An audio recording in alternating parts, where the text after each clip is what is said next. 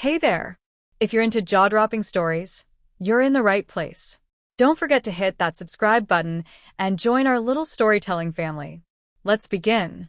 I was sitting in my car outside the grocery store, my fingers trembling as I stared at the message I had just sent. My stomach dropped. The name at the top of the chat thread wasn't who I thought it was. I had messaged my best friend like I intended. I'd sent it to my husband.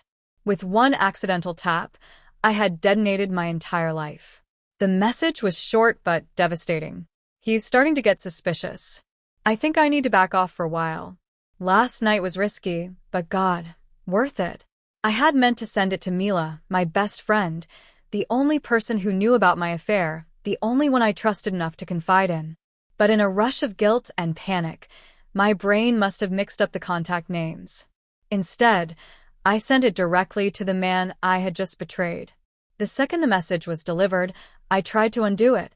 I switched off my phone's Wi-Fi and even considered yanking the battery out if that were still possible, but it was already too late. The receipt popped up seconds later. I drove home in a daze. My hands were numb, my lips dry, and every breath felt shallow. I met Darren 10 years ago.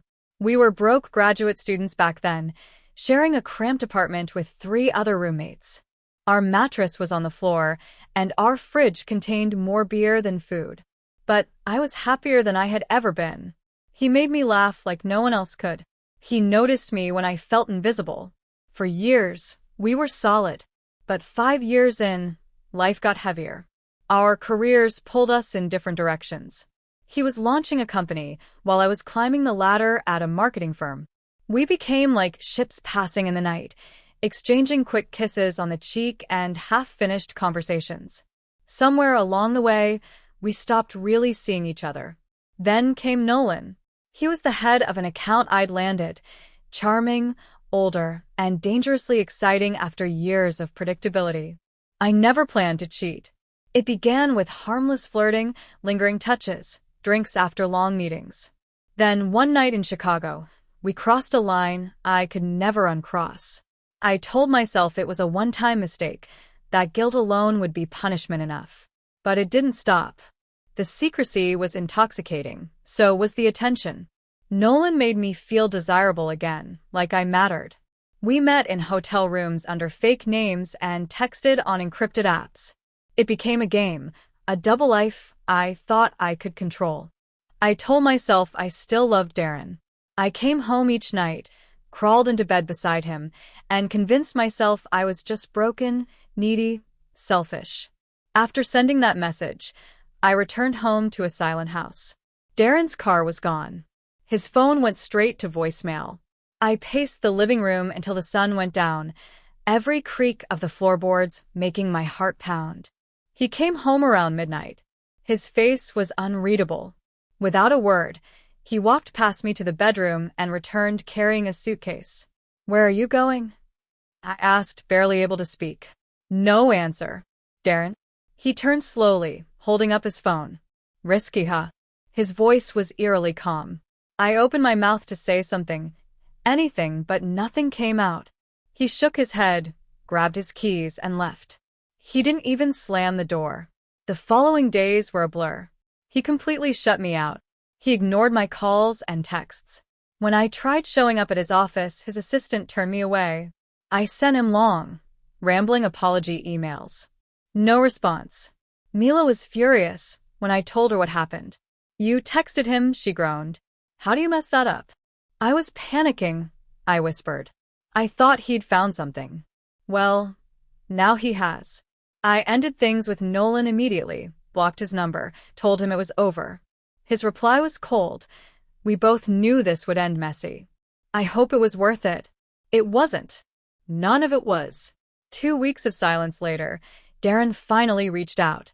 He asked to meet at a small diner we used to frequent when we first dated. Neutral ground, I guessed. I arrived early, heart hammering in my chest.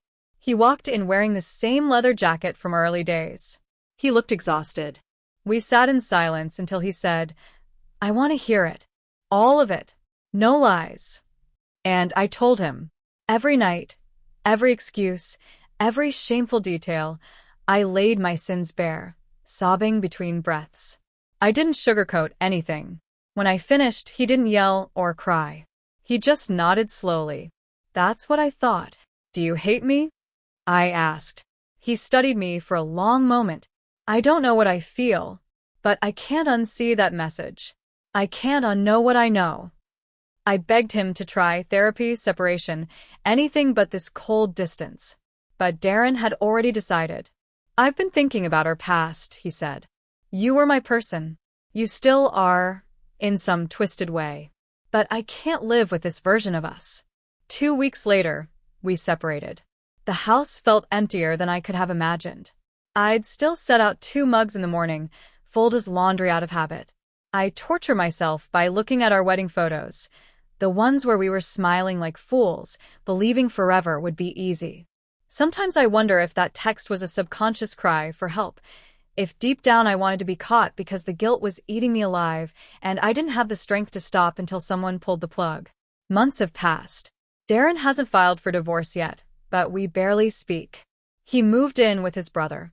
I keep myself busy to avoid the silence. I haven't spoken to Nolan since ending it. Sometimes I catch a glimpse of someone who looks like him and feel sick. I don't expect sympathy. I broke something sacred. And while I never meant for that text to reach Darren, it revealed a truth that would have surfaced eventually. The worst part? I still love him. I still dream about us in that tiny, shabby apartment with no furniture, filled with nothing but hope. Maybe that version of us is gone forever. But if I could go back to that one moment, that one reckless second, I would rewrite everything. Because it wasn't one wrong text that destroyed my marriage. It was me.